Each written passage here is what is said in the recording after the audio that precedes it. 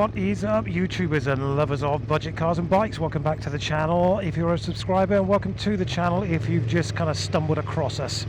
We are out today in stock form on the Aprilia Tuono 1000 V4 for our very first ride since taking it out of storage.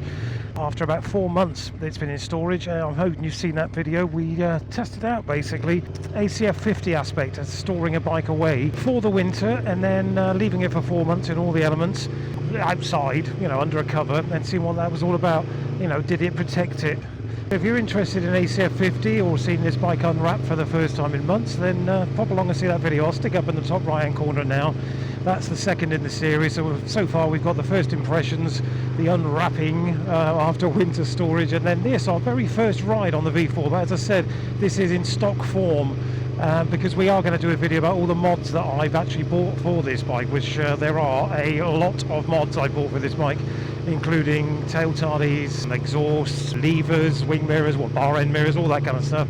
So again, if you're interested in seeing how this looks in stock form, see the previous videos, and then if you want to see what it looks like after we spent a small fortune on modifications, check out the video that will come after this. But today we're just literally going out for our very first ride on the V4 to kind of get used to it. I've got a slightly different setup with the camera today. I've got one hopefully working on the handlebars as well, pointing up at my ugly mug. We're not going to be out very long today because it's my first ride, and let's not try pull away into third, eh? You can tell it's my first ride, can't you? So what are the first impressions of the ride of the bike? Well, the first impression is the exhaust. I mean, for a stock exhaust, that sounds absolutely stunning to my mind. I've paid a fortune to have bikes, you know, sound like this, and this is just as it is standard. I mean, bearing in mind, of course, I've never had a V4, but I don't imagine they all sound like this.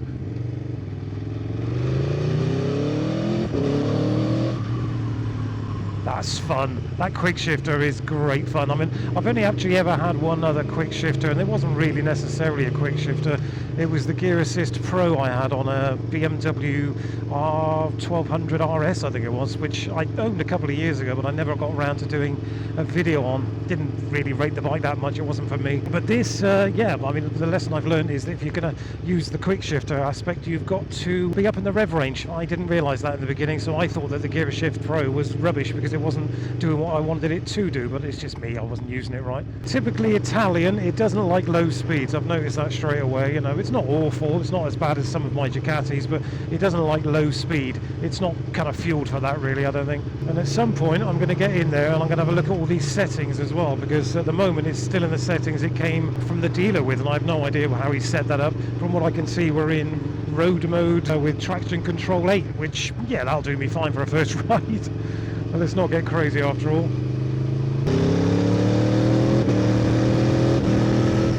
Bloody hell. That is going to be a lot of fun, that gear shifter. It works so seamlessly. You don't actually realise, because the revs pretty much stay the same, you don't realise you've gone up again. I mean, I've gone up to 6 from second without even really noticing it. That is pretty awesome. So what's the seating position like? Well, as you can imagine, being a super naked, they're all pretty similar, like for like. You know, you're sat upright. This is an aftermarket screen on here, I'm pretty sure, because it's got some kind of extenders that look like they push it forward slightly.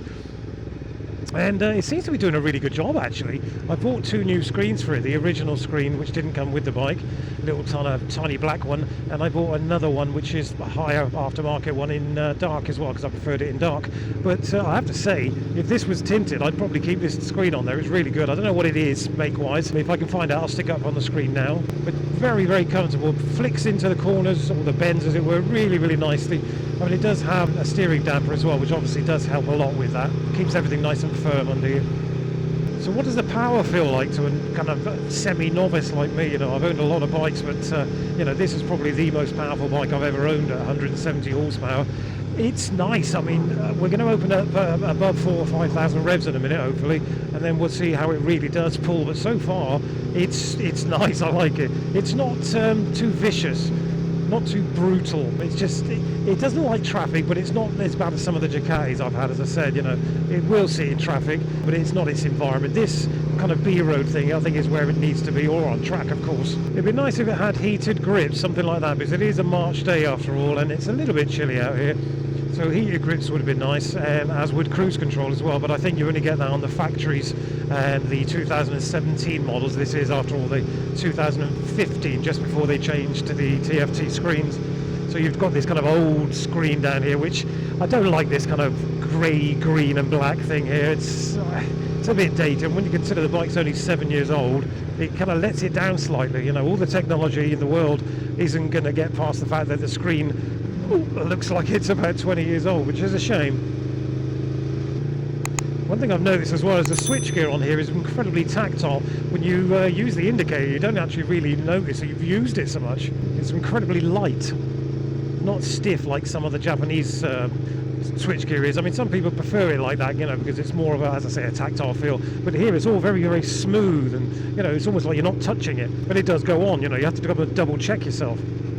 I think I might pull over in a second and let these buggers get out of the way, because otherwise we're going to be just stuck behind them all the way to wherever it is we're going.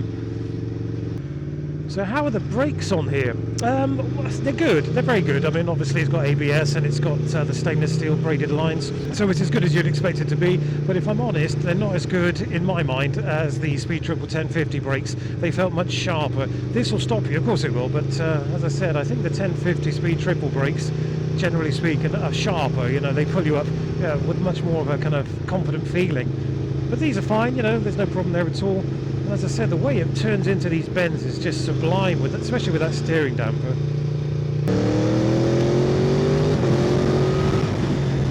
I think it might actually have an up and down quick shifter on there, because it went down very easily.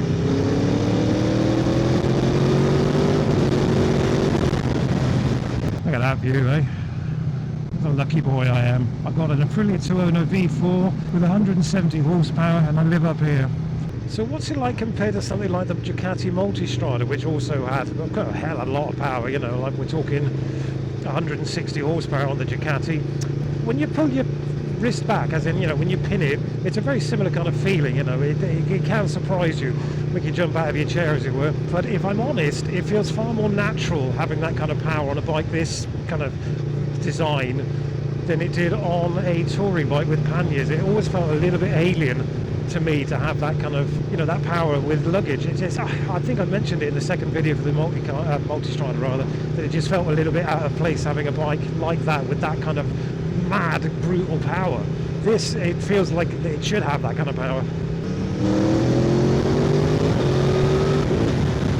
But it will just bimble along like this.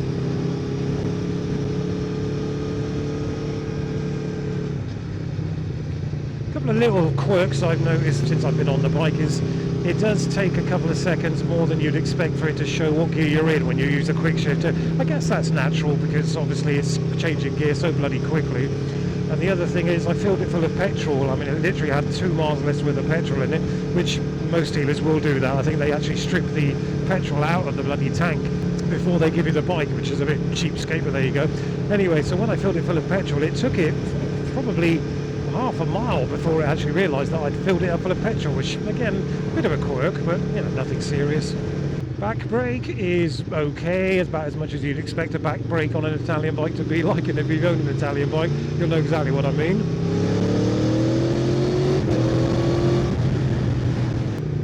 I'm not sure if you saw the review on the RST boots I did as well, just to digress ever so slightly. I've noticed that actually having them on the bike is slightly different to them, you know, when you're just wearing them in the house. They do feel a bit stiff, and I'm getting a bit of ankle ache, but I think that's pretty much what's going to happen anytime you buy some new shoes and boots, especially for bikes, obviously, because by their very nature, the boots are going to be stiff and hard leather and with reinforcement, so they're a little bit uncomfortable. And I've also bought myself a new RST jacket. Now, I bought that from a company called XL Moto. You may have seen them online. They're always the cheapest when it comes to these kind of things, but they've got a pretty bad rep. But I thought I'd take a chance, because they wanted, I think it was 62 quid for a jacket, which I wanted. In the UK it was 79, so I took a chance on them. The jacket arrived. I'll stick it up in the top left side of this screen now, just so you can have a look and see what I mean. It arrived and it's perfect. It is a bit tight though. I mean, I did order the 44 and it's a bit tight, so unless you're wearing anything other than a t-shirt, you might want to go a size up. That'd be my only recommendation. But XL Moto, I was pleasantly surprised with. They kept me up to date with the delivery dates and progress and stuff like that. It arrived well packaged, as it should be, with all the tags, and I paid 62 quid for it, so you know, I saved 17 quid. Happy days. Another tiny little quirk is it's quite difficult to find neutral when the engine's not running. I mean, I guess that makes sense, you know, but it's not something I've experienced before on, say, Japanese bikes or British bikes like the Triumphs, you know. But I noticed this, again, go back to the first video, I was having trouble there when you park the bike up, get it out of storage, as it were, and then you'll notice that when you try to take it out of neutral when the engine's not running, it's quite difficult. So that has been our first ever ride on a V4 on this lovely Aprilia Tuono V4 1000 APRC. That's a bloody mouthful for you, isn't it? And so far, yeah, I would say I'm enjoying it. I really want to get it opened up properly because I haven't been above like 60 miles an hour on it yet, and I'd really like to hear it and feel it sing, as it were, down the A38 at some point. But we'll do that. We'll do the mods. We'll see what it's like. Maybe do the same track there, and then I'll cut in for a bit of motorway or dual carriageway speeds, and you know, some higher speeds, and we'll see how it feels properly. You know, when you're actually using it for what it's designed to be for, and that is a B-road blaster or a track bike. But so far, yeah, love the sound, love the feel. Nothing uncomfortable. The brakes are adequate. It doesn't overheat too much, although we are getting close to 90 degrees now, which again, I mean, I've had a lot of Italian bikes, that's just one of those things, I guess, with that. But so far, yeah, I'm quite impressed with it. As I said, the switch gear's very soft. I don't know what else, which other way I can describe it. It's very soft, you know, almost like you don't have to touch it at all. It doesn't click and clack into place, you know. So yeah, not sure how I feel about that, but we'll touch on that again on the next video. I hope you've enjoyed it, guys. If you have, then subscribe, and we'll do another video probably in a couple of weeks' time when we've done all the mods, and we'll have a little look at the bike again as well. And give the video a thumbs up if you would, that always helps. All right, thanks for watching, guys. Take care, ride safe.